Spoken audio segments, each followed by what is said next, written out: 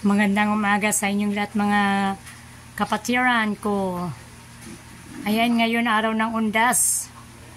Magsimula na naman tayong dumalaw ng ating mga mahal sa buhay kung saan sila nalalagak or saan sila nahimlay.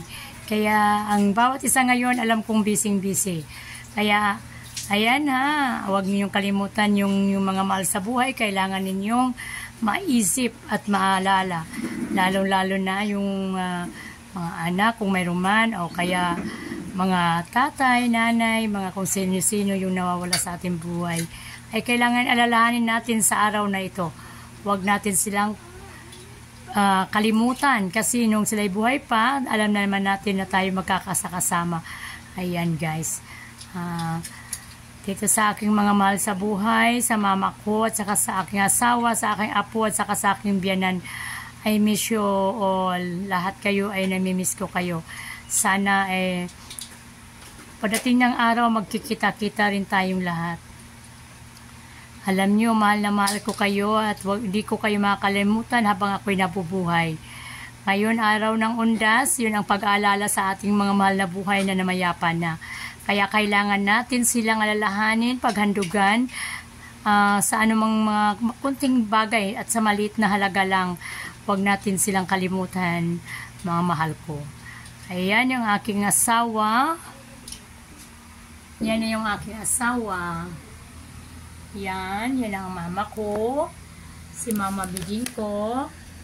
Ayan, yan ang mama ko. Ito yung apo kong nawala. At ito yun naman yung aking biyanan, mother ng aking asawa. Ayan guys. Kaya kailangan natin silang alalahanin at huwag natin silang kalimutan. Kasi sila yung ating mga mahal sa buhay. Nung sila'y nabubuhay, ay atin silang labis minahal at magkakasakasama tayo. Lalong-lalo na sa ating mga magulang na sila yung nag-aruga sa atin mula nang tayo'y maliit. Sa sinapupunan hanggang paglaki natin. Sila yung ating tanging nag-alaga sa buhay natin na tayo lumaki at maging maayos ang ating buhay hanggang sa pag-asawa natin. Dahil kung wala ang ating mga magulang ay wala rin tayo dito sa mundong ibabaw. Ayan ha, mga mahal ko. At mahal ng asawa ko, ikaw ay na himlay na rin at sana naman hindi kita talaga makalimutan. Sana naman wag mo rin akong pababayaan. Kasi nung tayo magkakasama, kahit nagkaroon tayo ng conflict or pagsama ng loob, labis kitang iniisip, minahal at kung anumang mga bagay na hindi natin pagkaunawaan ay inaayos ko dahil sa ating pamilya. Salamat sa iyo. I love you so much. I love you, love. I love you sa lahat ng mga nawala ko sa buhay. At sa apo ko, yem ko, love na love ka ni Lola. Alam kong hindi pa panahon kung bakit ka nawala. Pero pabay, wala tayong magagawa at kinuha ka na ni Lord. Pabayaan na lang natin si Lord dahil siya ang nakakaalam sa buhay natin. Kaya tanggap naman namin sa pagkawala mo. Sana naman huwag mong pabayaan ang mama mo at mga kapatid mo. I love you, Apo. I love you, Apo. I love you. I miss you. Hello, Mama Dila, yung aking biyanan, mama ng aking mister.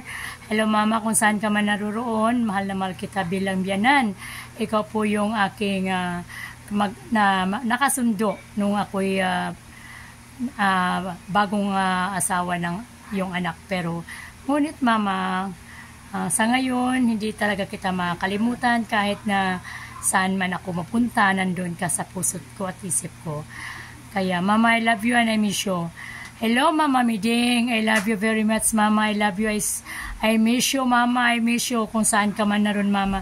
Huwag mo kaming pababayaan, Mama, lalong-lalo na kay tatay at sa mga apo mo at sa mga anak mo at saka sa akin.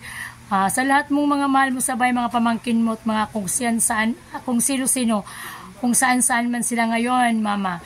I love you, Mama. I miss you, Mama Miding ko. I love you, I love you, I love you, I love you, and I love you sa inyong lahat. Bye.